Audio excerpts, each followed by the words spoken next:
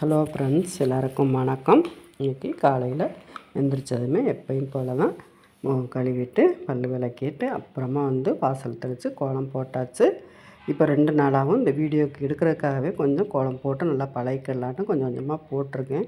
கோலம் ஓரளவு போட தெரிஞ்சாலுமே இந்த கலர் பொடி கொடுக்குறது அவ்வளோவா எனக்கு வராது. இருந்தாலும் போடலான்ட்டு போட்டாச்சு. சின்ன ஸ்டார் போட்டு அதில் மேலேயே தாமரையும் போட்டு கொஞ்சமாக கலர் பொடி கொடுக்கலான்ட்டு போட்டு வச்சாச்சு. அது போடும்போதும் ஒரு வீடியோ போட்டலான்னு எடுத்தேன். ஆனால் பரவாயில்லாமல் நல்லா தான் எனக்கு என்ன பிடிச்சிருந்தது.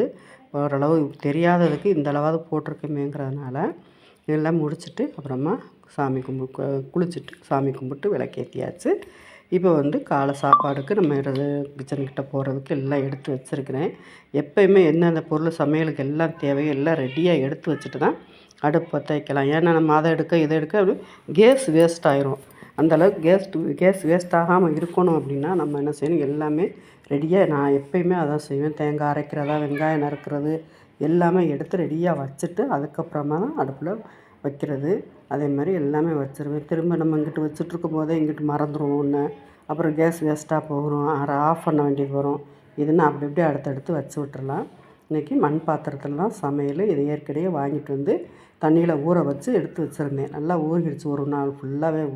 இப்போ அதில் தான் சாதம் வடிக்கிறதுக்கு எடுத்து வச்சுருக்கிறேன். நல்லா ஊற்றி வச்சிடலான்ட்டு நல்லா அரிசி ஊற 10 நிமிஷம் ஊற வச்சிட்டோம்னா தண்ணியை நல்லா கொதிக்க வச்சு போட்டோம்னா சாதமும் நல்லாயிருக்கும். அதுக்கப்புறமா பானையிலையும் ஒட்டாது. அதனால் அரிசியை கொஞ்சமாக நான் எப்போயுமே கொஞ்சமாக தான் ஒரு 100 கிராம் அரிசி தான் சமையல் வைக்கிறது. எடுத்து வச்சாச்சு. இப்போ ஊற வச்சுட்டு கொலையும் ஊற்றி வச்சுருக்கிறேன். மற்ற பாத்திரம்னா அப்படியே கழுவி அப்படியே வச்சிடலாம், வெந்துடும் சீக்கிரமாகவும். இது புது பானைங்கும்போது கொஞ்சம் அரிசியை நல்லா தண்ணியை கொதிக்க விட்டு போட்டோம்னா சீக்கிரம் வெந்துடும். பானையில் ஒட்டாது. புது பானைங்கும்போது கொஞ்சம் ஒட்ட தான் செய்யும். இருந்தாலும் இந்த மாதிரி வச்சிட்டோம்னா ஓரளவு கம்மியாக தான் இருக்கும். நல்லா ஒட்டுறதுக்கு ஒட்டாமல் எடுத்துடலாம். இன்றைக்கி பார்த்திங்கன்னா புதுசு இன்றைக்கி தான் வச்சுருக்கேன். ஆனால் சாதம் ஒட்டவே இல்லை.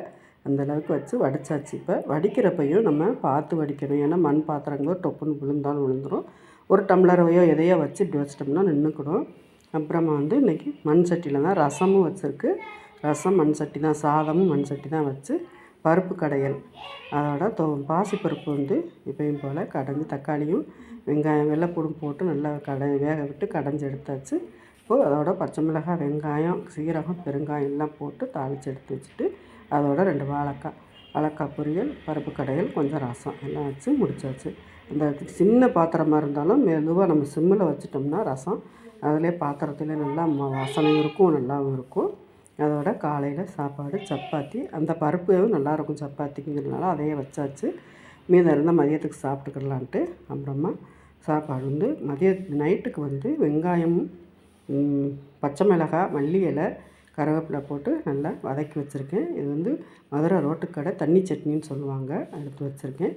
நல்லா வதக்கி ஆற விட்டு அதோட கொஞ்சமாக பொரிகடலை மட்டும் போட்டு, தேங்காய் போடாமல் பொரிகடலை மட்டும் போட்டு இப்படி அரைச்சிட்டோம்னா அதோட இட்லிக்கு மட்டும் சூப்பராக இருக்கும். இட்லி சூடான இட்லியில் அப்படியே மேலேயே இட்லிக்கு மேலேயே ஊற்றி சாப்பிட்டோம்னா சாம்பாரே தேவையில்லை, அவ்வளோ டேஸ்ட்டாக இருக்கும். இன்றைக்கி நான் தோசைக்கு தான் இதை ரெடி பண்ணி வச்சுருக்கேன். இது எப்படி கருவேப்பிலையெல்லாம் நல்லா முருக வேக விட்டு தாளித்து அந்த தோசைக்கு மேலேயே ஊற்றி சாப்பிட்டோம்னா தோசையும் நல்லா மெதுவாக இருக்கும். சாப்பாடு இந்த சட்னி சூப்பராக இருக்கும், ருசியாக இருக்கும். குழந்தைகளும் விரும்பி சாப்பிட்டுக்கிடுவாங்க. வீடியோ பிடிச்சிருந்தால் லைக் பண்ணுங்கள், ஷேர் பண்ணுங்கள், சப்ஸ்கிரைப் பண்ணுங்கள், கமெண்ட் பண்ணுங்கள். பாய்.